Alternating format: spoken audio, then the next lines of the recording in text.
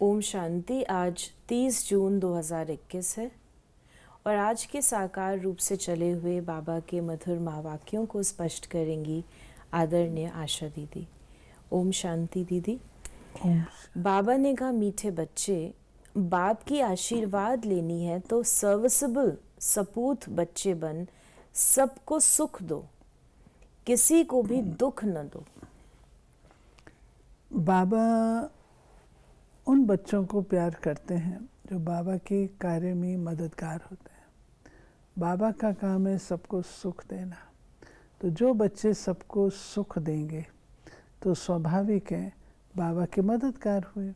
बाबा के मददगार होते हैं तो फिर बाबा उनको आशीर्वाद देता है। आशीर्वाद कोई और रूप से नहीं, लेकिन अपनी दुआएं देते हैं। प्रश्न है, धर्म राज की सजाओं से छूटने के लिए किन ईश्वरीय नियमों पर ध्यान देना है? कभी भी ईश्वर के सामने प्रतिज्ञा कर उसकी अवज्ञा नहीं करना है। किसी को दुख नहीं देना है। क्रोध करना, तंग करना, अर्थात ऐसी चलन चलना जिससे ईश्वर का नाम बदनाम हो, तो उन्हें बहुत सजाएं खानी पड़ती। इसलिए ऐसा कोई कर्म नहीं करना है। माया के कितने भी तूफान आए, बीमारी उथल खाए, लेकिन राइट रॉन्ग की बुद्धि से जजमेंट कर रॉन्ग कर्म से सदा बचे रहना। एक बार जब हमको ये एहसास हो जाता है कि हम परमात्मा के बच्चे,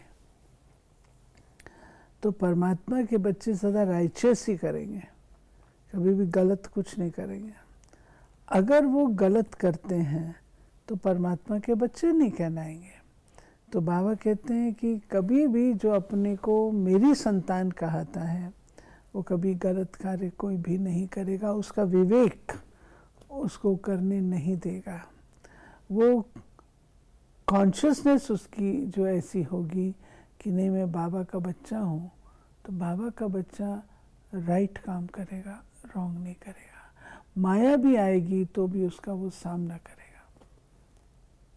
आज का गीत है, कौन आया मेरे मन के द्वारे। ये किसने कहा? बाबा ने कहा ओम शांति। ये किसने कहा ओम शांति? बाप और दादा। ये तो बच्चों को ज़रूर निश्चय होगा कि हमारा पारलौकिक बाप है परम पिता परमात्मा शिव, और ये ब्रह्मा सब बच्चों का अलौकिक बाप है। इनको ही प्रजापिता ब्रह्मा कहते हैं, कहेंगे। फिर बाबा ने कहा, ये बाबा ने पहले शिव बाबा का परिचय, अभी अलौकिक पिता का परिचय। हमारे 3 पिता हैं ना, एक लौकिक पिता, एक पारलौकिक पिता, और तीसरा है ये हमारा नए जन्म का, जो जिसको द्विज कहते हैं, ट्वाइस बॉर्न कहते हैं, ब्राह्मण कहते हैं, उस जन्म का पिता अलौकिक प्रजापिता ब्रह्मा। तुम बच्चे जानते हो कि हम बेहद के बाप द्वारा बड़े से बड़ी प्रॉपर्टी स्वर्ग की बादशाही ले रहे हैं। हमको वो बाप पढ़ा रहे हैं। तुम अब सम्मुख बैठे हो। सम्मुख का नशा भी नंबरवार पुरुषार्थ अनुसार रहता है। कोई की दिल में तो बड़ा लव रहता है। हम ऊंचते ऊंच भगवान के आकर इस साकार माता पिता द्वारा वारिस बनते हैं। बेहद का बाप बहुत मीठा है, जो हमको राजाई के लायक बनाते हैं। माया ने बिल्कुल ही नालायक बना दिया है। बाबा कितना हम बच्चों को स्पष्ट करके बताते हैं कि तुम मेरे बच्चे, कहाँ तुम माया के वशीभूत हो गए। और माया के वशीभूत क्यों हुए? देह अभिमान के कारण। देह अभिमान में आने से तुम्हारे अंदर सब विकारों की जागृति हुई, जिसके फलस्वरूप तुम माया के संसारी बन गए, और माया फिर तुमको पछाड़ती है। फिर तुम ये भूल गए कि मैं किसकी संतान हूँ, जो मुझे फिर से आके तुमको याद कराना पड़ता है। तुम भी ब्रह्मा के व शिव के बच्चे हो ना। फिर बाबा ने कहा, कृष्ण के लिए भी कहते हैं भगाया पटरानी बनाने के लिए, परंतु कुछ समझते नहीं हैं। सब हैं इररिलीजियस माइंडेड, समझते हैं ऐसे ही दुनिया चलती है। कुदरत है। फिर बाबा ने कहा कि किसको खराब संग लगने से भूल जाते हैं कि बाप का बनकर फिर बाप को छोड़ा तो बहुत पाप आत्मा हो जाते हैं। जैसे कोई किसका खून करते हैं तो पाप लगता है, वो पाप भी थोड़ा है। यहाँ जो बाप का बनकर फारगती दे देते हैं, प्रतिज्ञा कर फिर विकारी बन पड़ते हैं तो बहुत पाप लगता है। अज्ञान काल में इतना नहीं लगता जितना ज्ञान में लगता है। बाबा ने कितना ज़बरदस्त कहा है कि अगर कोई खून कर देते हैं किसका, उससे ज़्यादा खतरनाक ये है विकर्म करना। तो बाबा कहते हैं कि बाप का बनकर क्यों इम्पोर्टेंट है। बाप का बनकर, जानकर, समझकर फिर गलत करते हैं ना, तो उसका तो 100 गुना दंड पड़ता है। अज्ञान काल में तो मनुष्यों में क्रोध कॉमन होता है। यहाँ तुमने किस पर क्रोध किया तो 100 गुना दंड हो जाता है। अवस्था बिल्कुल गिर जाती है क्योंकि ईश्वर का फरमान नहीं मानते हैं।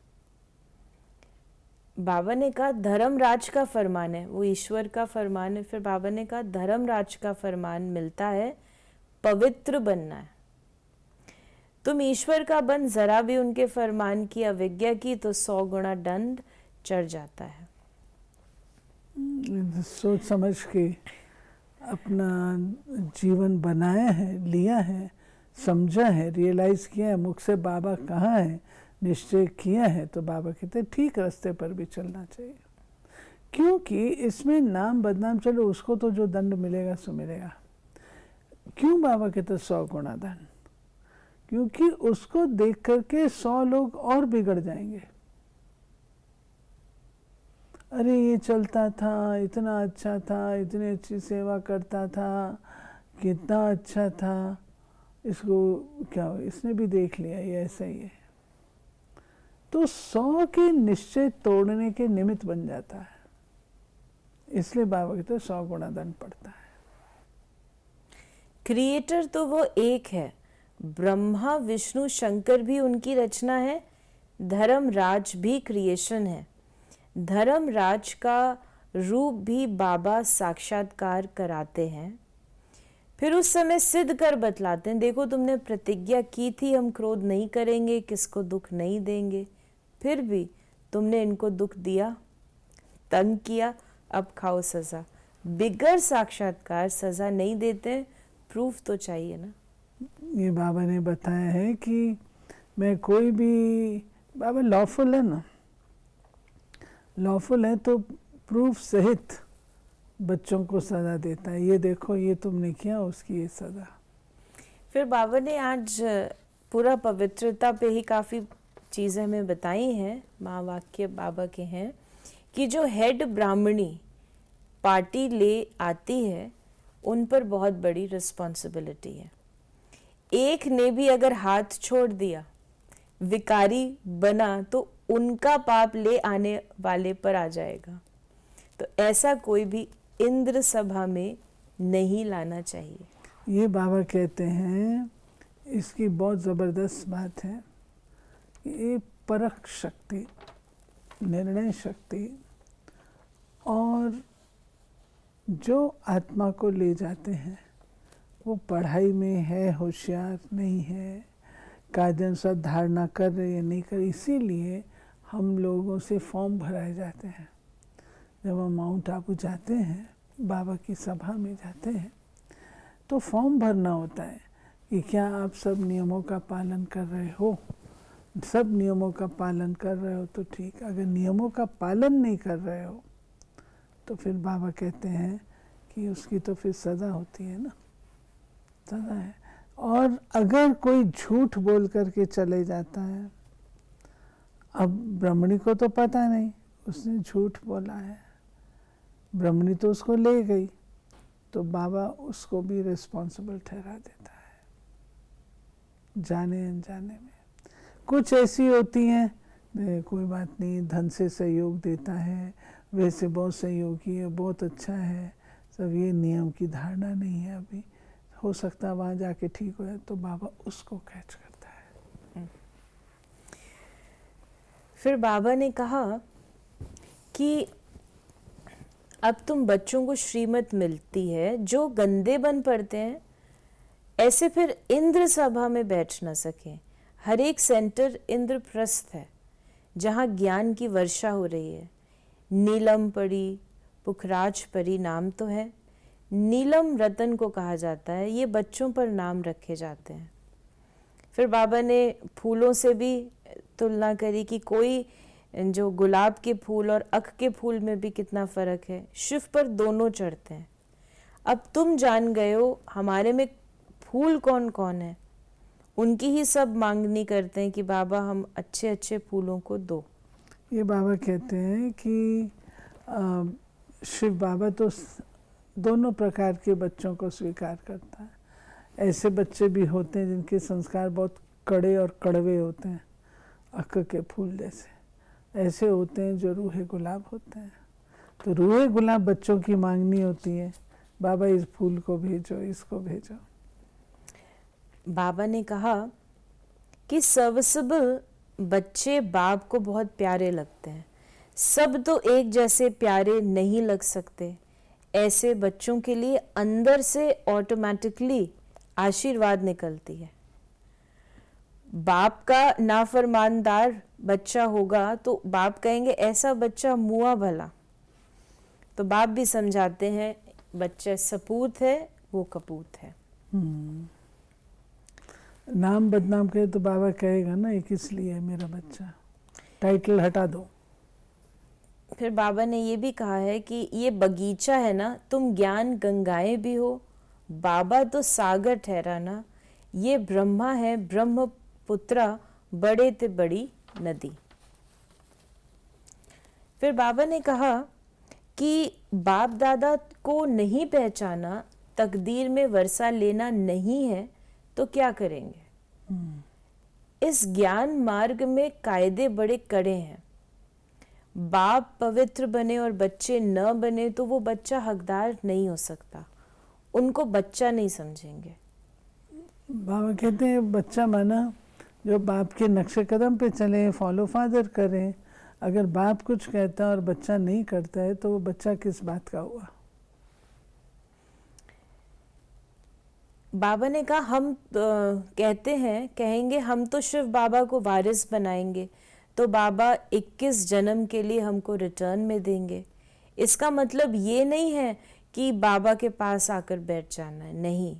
गृहस्थ व्यवहार में रहते सबको संभालना भी है, परंतु ट्रस्टी होकर रहना है।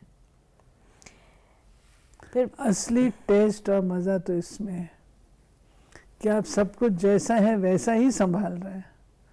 आपके साथी जो हैं जैसे वैसे ही हैं, परंतु आपके दृष्टिकोण को बदलना है, वृत्ति को बदलना। अब ये मेरा नहीं है, मैं जिसका ट्रस्टी हूँ। तो बहुत बड़ा परिवर्तन है। इसी के लिए ज्ञान चाहिए। तो आज बाबा ने पवित्रता पे बहुत हमें शिक्षाएं दी हैं।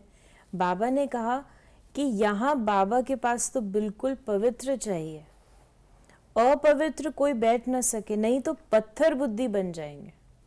क्यों? क्योंकि वो मुरली सुन रहे हैं, कोई असर तो हो नहीं रहा, तो पत्थर ही हो गए ना, पत्थर हो गए ना, इसलिए मना किया जाता है।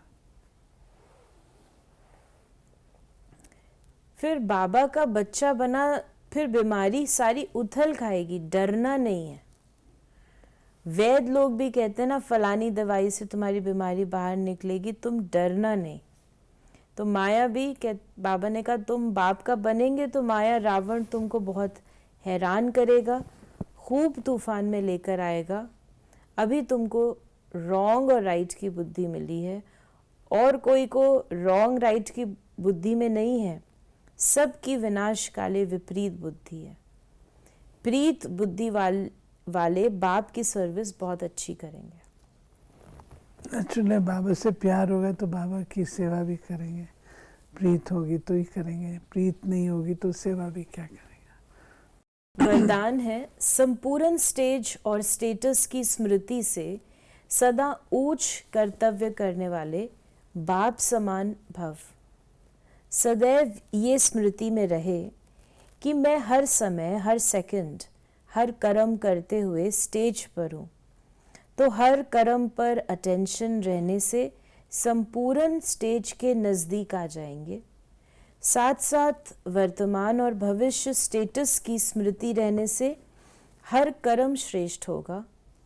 यदि दो स्मृतियाँ बाप समान बना देंगी, यही दो स्मृतियाँ बाप समान बना देंगी, समानता में आने से एक दो के मन के संकल्पों को सहज ही कैच कर लेंगे। इसके लिए सिर्फ संकल्पों पर कंट्रोलिंग पावर चाहिए, अपने संकल्पों की मिक्सचरिटी न हो। स्लोगन है, ईर्ष्या और अप्राप्ति का कारण इच्छाएं हैं, जहाँ सर्व प्राप्तियां हैं वहाँ प्रसन्नता है। इच्छा अच्छा बनने नहीं देती, बाबा कहता है।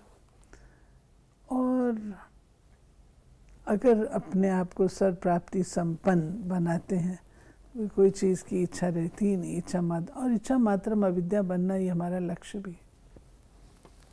तो ये थे बाबा के आज के महावाक्यों का स्पष्टीकरण। यदि आपके मन में कोई सवाल है तो आप SMS या WhatsApp करें 8826599309 पर, और हम आपके प्रश्नों का उत्तर प्रश्नोत्तरी कार्यक्रम में देने का प्रयास अवश्य करेंगे।